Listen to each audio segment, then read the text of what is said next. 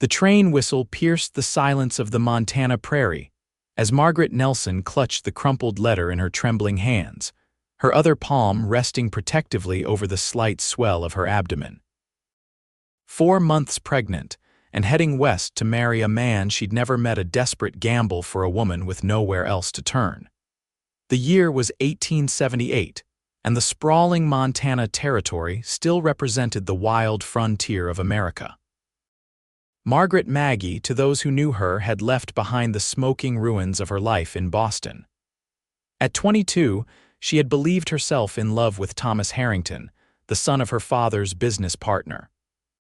When she discovered she was with child, Thomas had promised marriage, only to disappear the following week when his family's financial scandal broke.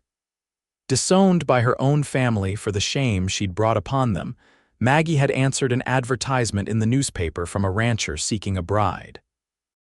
The train slowed as it approached the small station of Sweetwater Springs, Montana. Maggie gathered her single valise, straightened her travel-worn dress, and prepared to meet the man who would become her husband.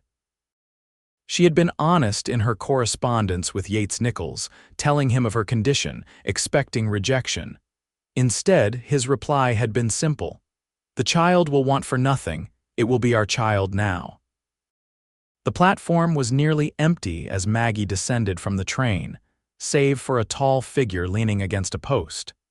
His face was partially obscured by the wide brim of his hat, but as she approached, he straightened to his full height, well over 6 feet. When he removed his hat, revealing sandy hair and sun-weathered skin, Maggie's breath caught. Yates Nichols was not what she had expected. "Miss Nelson?" His voice was deep, with a gentle timbre that contrasted with his rugged appearance. "Yes, Mr. Nichols." She extended her hand, which he took carefully. "Yates, please." His blue eyes assessed her openly, lingering briefly on her midsection before returning to her face. "Was your journey comfortable?" "As comfortable as could be expected," she replied, unsure of what to say to this stranger who had agreed to marry her despite her circumstances. He nodded, taking her valise. "The wagon's just over here. It's about an hour's ride to the ranch." The ride was mostly silent as Yates guided the horses through the rolling hills. Maggie stole glances at his profile, noting the strong jawline and the small scar that ran along his right cheekbone. "You're wondering about the scar," he said suddenly, startling her. I apologize for staring." A slight smile touched his lips. "No need, got it breaking a wild Mustang when I was 19. Horse threw me into a fence post." Maggie found herself returning his smile. "You've been ranching long, all my life. My father started the place. When he passed 5 years ago, it came to me."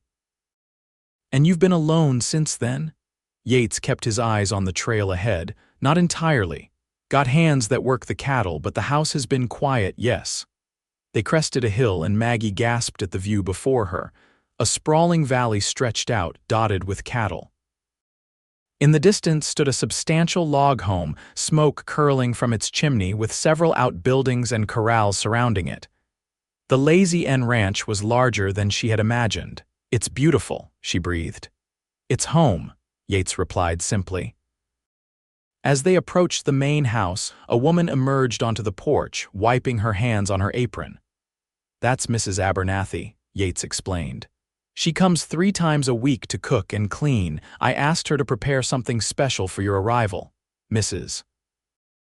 Abernathy was a round, pleasant-faced woman in her 50s who immediately took Maggie under her wing. "You poor dear, traveling in your condition. Come inside and rest while I finish supper." She shot Yates a reproving look. "And you, Mr. Nichols, see to her trunk and give the lady some peace." Maggie was shown to a large bedroom with a handmade quilt spread across the bed and curtains fluttering in the breeze from the open window. "This will be your room," Yates said from the doorway, setting down her valise. "Mine is across the hall, I thought." "Well, until we're properly married, you might want your privacy." Maggie felt a rush of gratitude at his consideration. "Thank you. The Reverend comes through town every 3rd Sunday. That's 4 days from now, if that suits you." He hesitated. "Unless you'd prefer to wait longer, get to know each other better." "No, Maggie said firmly. "I came here to be your wife, and I won't begin by imposing on your hospitality without fulfilling my part of the arrangement." Something flashed in his eyes, respect, perhaps. "Very well. I'll leave you to rest before supper." That evening, sitting across from Yates at the large oak table, Maggie learned more about the man she would marry. He was 30 years old, had built the ranch into one of the most prosperous in the territory, and was respected by both his workers and the townsfolk. He asked about her life in Boston, listening intently as she spoke of her family's shipping business and her education. She carefully avoided mention of Thomas or the circumstances of her pregnancy, but Yates seemed to sense her discomfort. "You don't need to tell me anything you don't want to, Maggie," he said quietly. "The past is the past. What matters is what we build here." "You're very kind to take me in, considering." She gestured vaguely toward her stomach. Yates set down his fork. "I should be honest with you. I didn't just advertise for a wife because I was lonely. This ranch needs a woman's touch, yes, but more than that, I've always wanted a family." His voice grew softer. "My mother died having me. Father never remarried. I grew up without siblings, without that warmth that makes a house a home." He met her eyes directly. "So when you wrote about your condition, I didn't see it as taking on someone else's burden. I saw it as getting a head start on the family I've always wanted." Tears pricked at Maggie's eyes. "But the child isn't yours. It will be," he said with quiet conviction. "From the moment it takes its first breath, it will be ours. I promise you that." The next few days passed in a blur of activity as Maggie began to settle into life at the Lazy Inn. Yates showed her the operations of the ranch, introduced her to the hands, and took her into town to meet some of the locals. Everywhere they went, people greeted Yates with respect and welcomed Maggie warmly. The night before their wedding, Maggie sat on the porch, watching the sunset paint the mountains in hues of gold and purple. Yates joined her, offering a cup of tea. "Nervous about tomorrow?" he asked. "A little," she admitted. "It seems unreal that we're to be husband and wife when we barely know each other." Yates nodded thoughtfully. "My parents' marriage was arranged. Father always said they grew into love rather than falling into it." He gave her a sideways glance. "I'm willing to give us that time, Maggie." "You're a good man, Yates Nichols," she said softly. The wedding was a simple affair in the small white church in Sweetwater Springs. Maggie wore her best dress, altered by Mrs. Abernathy to accommodate her growing belly. Yates stood tall in a new shirt and string tie, his usually unruly hair tamed for the occasion. The Reverend, a kindly old man named Percival Jenkins, conducted the ceremony with warmth. When he pronounced them man and wife, Yates gently lifted Maggie's veil and placed a chaste kiss upon her lips there first. To her surprise, a small flutter stirred within her at the touch. They celebrated with a meal at the town's only restaurant, joined by a few of Yates's closest friends, before returning to the ranch, their home now. That night, true to his word, Yates bid her good night at her bedroom door. "Sleep well, Mrs. Nichols," he said, his voice carrying a hint of pride at the new name. Maggie lay awake for hours, thinking about the strange turn her life had taken and the man sleeping across the hall, her husband in name, yet still largely a stranger. As summer turned to autumn, Maggie's body changed with the seasons. Her pregnancy became more pronounced, and with it came a deepening relationship with Yates. They settled into a comfortable routine, with Maggie taking charge of the household and learning the business side of ranching while Yates worked from dawn till dusk with the cattle and horses. In the evenings, they would sit before the fire, Yates often reading aloud from one of the many books that lined the shelves of his study. Sometimes his hand would drift to Maggie's belly, and when the baby kicked for the first time against his palm, the look of wonder on his face brought tears to her eyes. "He's strong," Yates said, his voice filled with awe, or she, Maggie countered with a smile. "Either way, they'll be riding before they can walk," he promised, a boyish grin transforming his usually serious face. As Maggie's 7th month approached, a letter arrived bearing a Boston postmark. The color drained from her face as she recognized the handwriting. "Maggie, what is it?" Yates asked, concern evident in his voice. It's from Thomas Harrington, the father of my child." Her hands trembled as she opened the envelope. Thomas's letter was brief but devastating. Having learned of her whereabouts through mutual acquaintances, he informed her that his family's fortunes had been restored, and he was now prepared to do right by her and the child. He would be arriving in Sweetwater Springs within the month to bring her back to Boston as his wife. "He can't do this," Maggie whispered, dropping the letter as if it had burned her. "We're already married. The baby is yours, now ours." Yates picked up the fallen letter, his face hardening as he read it. "He has no claim on you or the child," he said firmly. "But if he comes, we'll deal with him together." That night, for the first time since their wedding, Maggie found herself outside Yates's door. She knocked softly, and when he appeared, dressed only in his long underwear, she couldn't stop the tears from falling. "I'm afraid," she admitted. "What if he tries to take the baby?" Yates drew her into his arms, his embrace strong and sure. "No one is taking our child, Maggie, I promise you that." She looked up at him, suddenly aware of how close they were, of the warmth of his skin beneath the thin fabric. "Our child," she echoed. Something shifted between them in that moment. Yates's hand came up to cup her cheek, and when he lowered his mouth to hers, she met him halfway. This kiss was nothing like the brief touch at their wedding. This was desire and protection, and a promise all wrapped into one. When they parted, both breathing heavily, Yates rested his forehead against hers. "I think I'm falling in love with you, Margaret Nichols." The words sent a jolt through her. "Yates, he placed a finger gently against her lips. "You don't need to say anything now. Just know that whatever happens, we face it together." Thomas Harrington arrived in Sweetwater Springs on a crisp October morning, looking every inch the Boston gentleman in his tailored suit and bowler hat.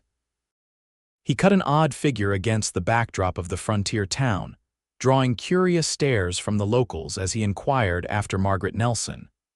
When directed to the Lazy N Ranch, he hired the livery stable's best horse and set out, confidence evident in every line of his posture.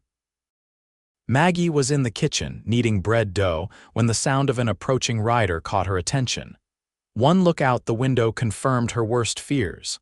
Quickly wiping her hands, she went to find Yates, who was in the barn mending tack. "He's here," she said simply.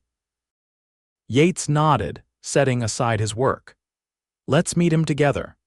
They stood side by side on the porch as Thomas dismounted and approached, his expression changing from anticipation to confusion as he took in the sight of Maggie's obvious pregnancy and the tall man standing protectively beside her.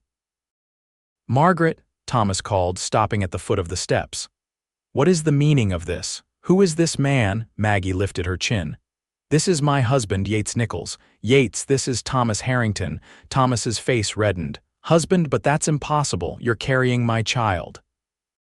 "I'm carrying a child that will be born a Nichols," Maggie corrected him. "Yates and I have been married for months now." "This is absurd," Thomas sputtered. "You cannot simply give my heir to another man." "I've come to take you back to Boston, to make you my wife as I should have done from the beginning."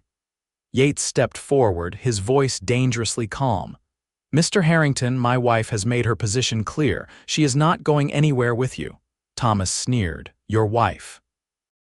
"She was mine first, Cowboy, and that child she carries has Harrington blood. My father's lawyers will ensure that it bears the Harrington name and inherits its rightful legacy." Maggie felt a surge of anger unlike anything she'd experienced before. "The legacy of a man who abandoned me the moment I became inconvenient, who left me to face disgrace and poverty alone." She moved to stand directly in front of Thomas.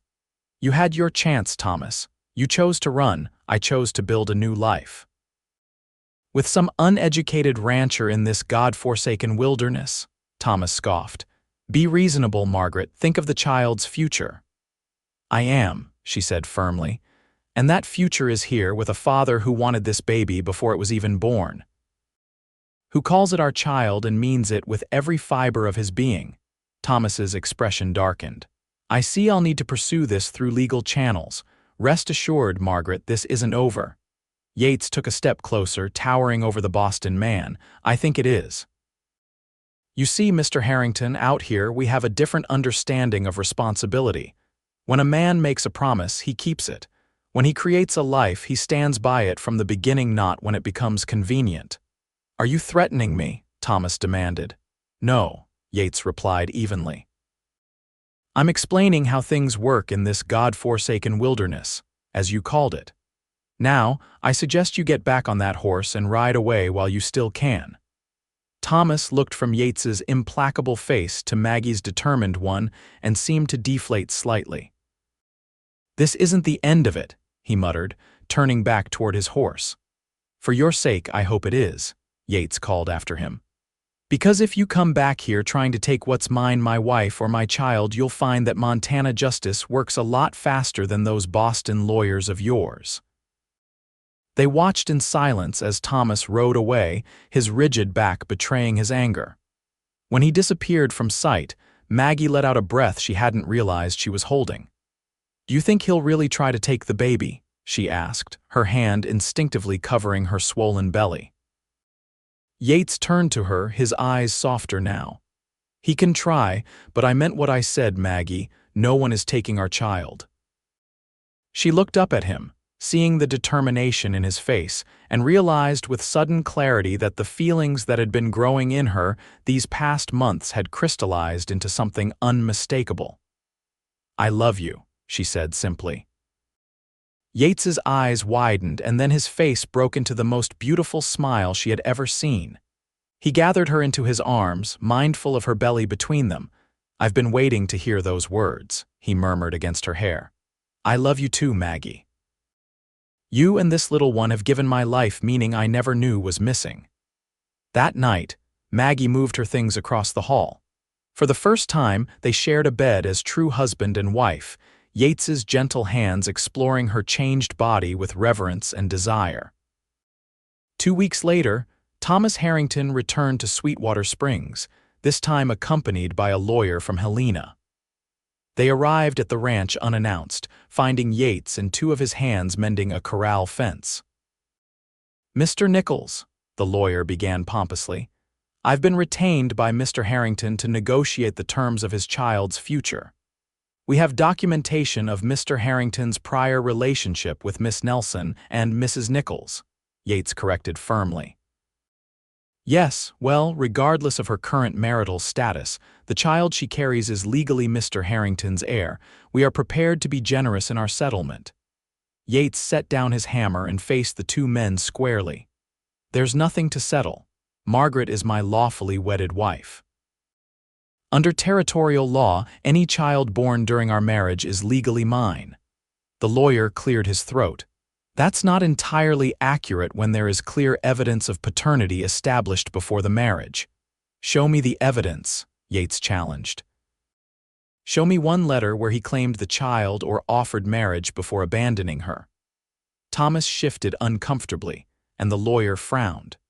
Nevertheless, Mr. Harrington is prepared to compensate you handsomely for your temporary guardianship of his fiancée and unborn child. Yates's patience visibly snapped. Get off my land, he growled, and take your blood money with you. This isn't over, Nichols, Thomas warned. Actually, it is. A new voice entered the conversation as Sheriff Miller rode up, dismounting with a grunt. Mr. Harrington, I have a wire from Boston for you. He handed over a telegram. Seems your father is most displeased with your current endeavor, something about jeopardizing a new business arrangement with the Nelson Shipping Company. Thomas's face paled as he read the telegram.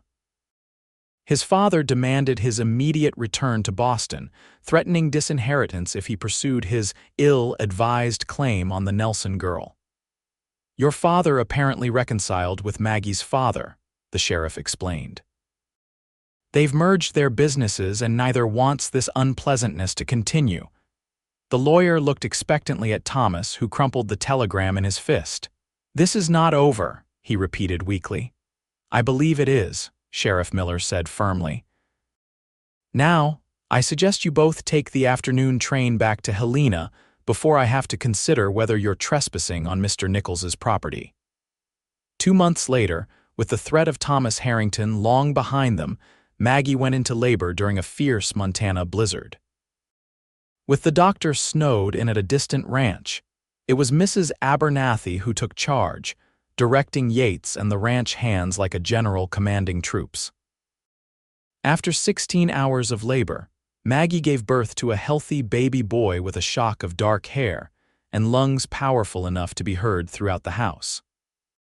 Yates, who had refused to leave Maggie's side throughout the ordeal, took the squalling infant in his arms with tears streaming unashamedly down his face. "Hello, little man," he whispered. "I'm your pa." Exhausted but radiant, Maggie watched as her husband cradled their son with such tenderness that her heart felt close to bursting. "What shall we name him?" she asked. Yates considered the tiny face, now calmed by the security of his arms. "William," he said finally, "after my father." "William James Nichols." "It's perfect," Maggie agreed.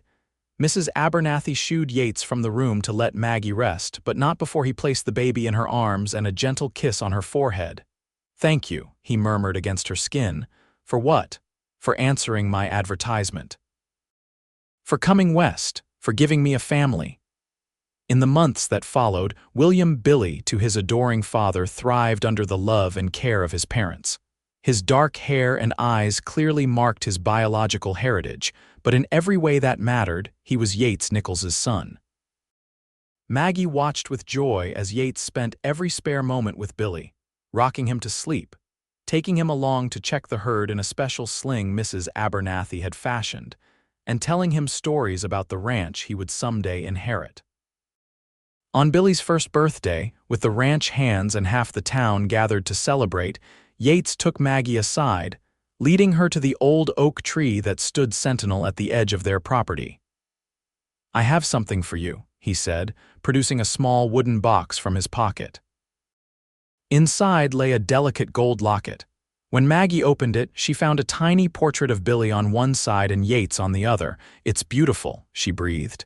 "There's something else." From his other pocket, he withdrew an envelope. "This came today."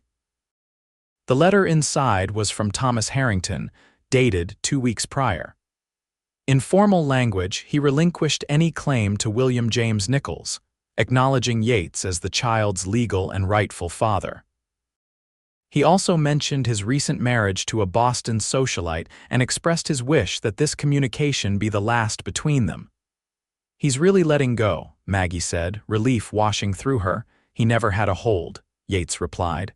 "Billy was always ours." As the sun began to set, casting long shadows across the valley, Yates took her in his arms. "Do you ever regret it? Coming here, marrying a stranger, raising your child in this wilderness?" Maggie looked toward the house, where Billy's laughter could be heard as he was bounced on a ranch hand's knee. Then she took in the vast beauty of the land that had become her home, the cattle that represented their livelihood, and finally, the face of the man who had welcomed her and her unborn child without reservation. "Never," she said honestly. "This is exactly where I'm meant to be." 2 years after Billy's birth, Maggie gave birth to twins, a boy and a girl they named Robert and Rose. The following year brought another son, Edward. The Lazy N Ranch became known throughout the territory not only for its fine cattle, but for the warm hospitality of the Nichols family. On their 10th wedding anniversary, as they sat on the porch watching their children play in the yard, Yates took Maggie's hand in his. "You remember what I wrote to you when you told me about being with child?" Maggie nodded, the words as clear in her memory as if she'd read them yesterday. "You said the child will want for nothing. It will be our child now." "Best decision I ever made," Yates said, squeezing her hand. "That and putting that advertisement in the paper." Maggie leaned against his shoulder, watching as 15-year-old Billy, now tall and strong like his adoptive father, helped little Edward onto the back of a gentle pony. Who would have thought that a desperate mail-order bride and a lonely rancher could build all this? She mused. Yates turned to face her, the lines at the corners of his eyes deepening as he smiled. "I did," he said simply. From the moment I saw you step off that train, I knew we'd build something wonderful together." And as the sun set on another day at the Lazy Inn, Maggie knew with absolute certainty that the frightened young woman who had once fled Boston with nothing but shame and an unwanted pregnancy had found something far more valuable than the security she'd sought. She had found true love, acceptance, and a family bound not by blood, but by choice and devotion. In Yates Nichols, she had found a man who understood that fatherhood was not about siring a child, but about loving and raising one. And in that understanding, they had created a legacy that would endure for generations to come.